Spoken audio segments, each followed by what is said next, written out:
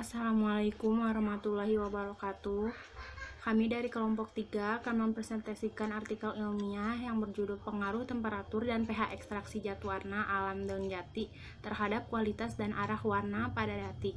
Sebelumnya izin memperkenalkan diri. Kami dari kelompok 3 yang beranggotakan 6 orang. Ada Maulida Rahayu dengan NIM 3211181003. Kemudian ada Happy Nur Padilla dengan NIM 3211181009. Kemudian ada Nuranti Nisa dengan NIM 3211181011. Kemudian ada saya sendiri Leli Nur Amalia dengan NIM 3211181025. Kemudian ada Siti Rosita dengan NIM 3211181058. Dan juga ada Amelia Risi Ayu dengan NIM 3211181060.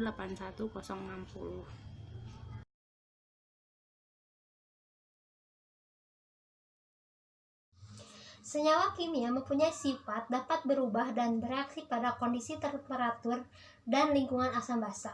Tanaman jati termasuk familia Verbenaceae, nama daerah Teck Baum Jerman, Teck Inggris, pohon jati Tectona grandisline mempunyai nilai ekonomi yang cukup tinggi. Daun jati yang muda mempunyai ukuran yang lebar dan besar, digunakan sebagai zat warna bahan anyaman dan berwarna coklat kemerahan. Di daerah Yogyakarta, daun jati digunakan untuk mewarnai bahan anyaman yang menghasilkan warna kuning coklat menurut Suheryanto et al. 2015. Salah satunya digunakan sebagai pewarna serat alam agel untuk kerajinan menurut Murwati Priswati dan Nugroho 2011. Daun jati dapat dijadikan sebagai pewarna alami karena selain menghasilkan warna coklat dan unsur tanin, daun jati juga mengandung pigmen antosianin. Masalah yang pertama, apakah terdapat kandungan zat warna alami pada daun jati? Yang kedua, bagaimana stabilitas ekstrak pigmen antosianin daun jati? Yang ketiga, bagaimana pengaruh temperatur dan pH ekstraksi zat warna daun jati terhadap kualitas dan arah warna pada batik.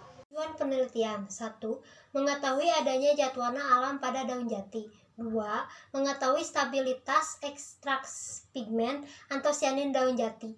3. Mengetahui pengaruh temperatur dan pH ekstraksi zat warna daun jati terhadap kualitas dan arah warna pada batik.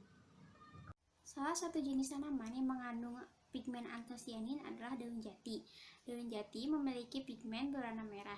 Daun jati muda memiliki pigmen alami yang terdiri dari fenopitin, beta-karoten, pelargodinin 3-glukosida, pelargodinin 3,7 diglukosida, klorofil, dan 2 pigmen lainnya yang belum diketahui.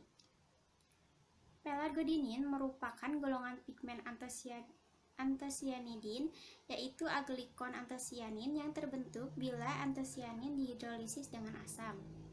Kandungan ini berfungsi sebagai pembentuk warna atau pemberi pigmen yang menyebabkan ekstrak daun jati berwarna merah darah.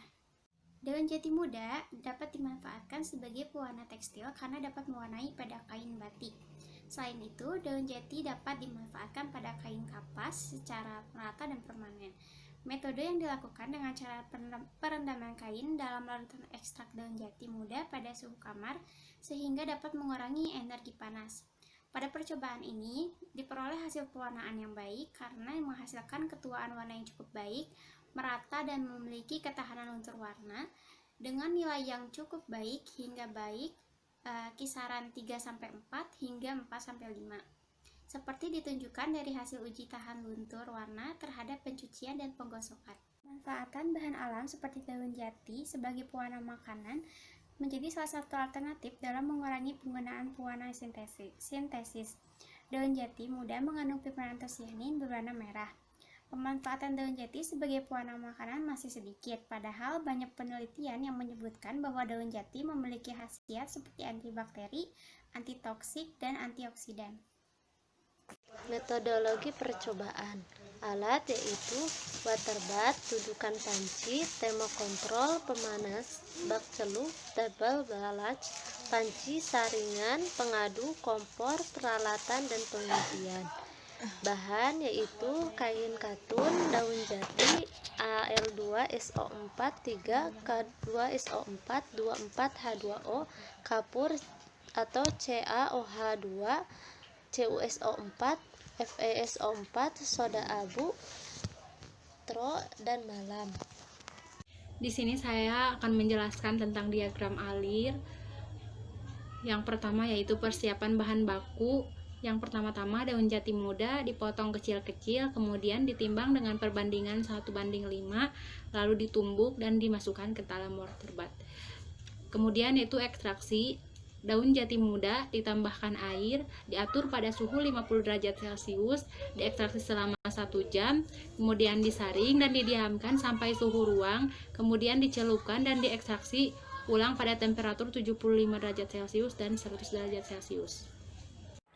Pada tahap pencelupan kain dengan zat warna alam, kain katun pertama-tama dimordan dengan tawa selama 24 jam, kemudian dibilas, dikeringkan, dan dibatik. Setelah itu dicelupkan pada TRO dan dijemur tidak sampai kering. Setelah dijemur dilakukan sebanyak 5 kali dan dimasukkan ke larutan fiksasi. Setelah dimasukkan ke larutan fiksasi, diendapkan selama 24 jam dan dibilas hingga bersih. Setelah itu dilorot dan diulangi sebanyak 2 kali. Setelah diulangi sebanyak 2 kali, dilanjutkan dengan dibilas kembali dan dikeringkan. Selanjutnya, tahap pengujian. Kain batik diuji pada aspek ketahanan luntur warna berdasarkan SNI dan diuji panjang gelombang dan absorbansi menggunakan spektro. Di sini saya akan menjelaskan hasil pengujian ketahanan luntur warna terhadap pencucian 40 derajat Celcius dan ketahanan luntur warna terhadap sinar matahari dilihat dari pembacaan perubahan warna dan juga penodaan warna. Dapat dilihat pada tabel ini menunjukkan skala tahan luntur warna yang diperoleh. Yang pertama yaitu nilai 5, evaluasi ketahanan luntur warna berada pada skala baik sekali. Kemudian nilai 4 dan juga 4-5 berada pada skala baik. Kemudian nilai 3-4 berada pada skala cukup baik dan nilai 3 berada pada skala cukup.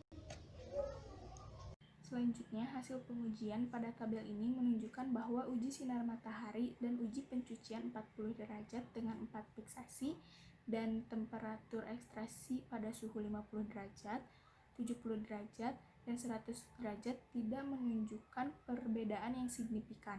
Dapat dilihat pada tabel ini bahwa nilainya menunjukkan 4 atau 4-5 yang berarti baik untuk hasil perubahan warna dan penodaan warna. Dan pada tabel ketiga, seperti halnya pengujian pada kain katun, pengujian pada kain sutra pun tidak menunjukkan perbedaan yang cukup signifikan. Dapat dilihat pada tabel, hasilnya menunjukkan nilai 4 atau 4-5 yang menunjukkan bahwa hasilnya baik untuk perubahan warna dan penodaan warna.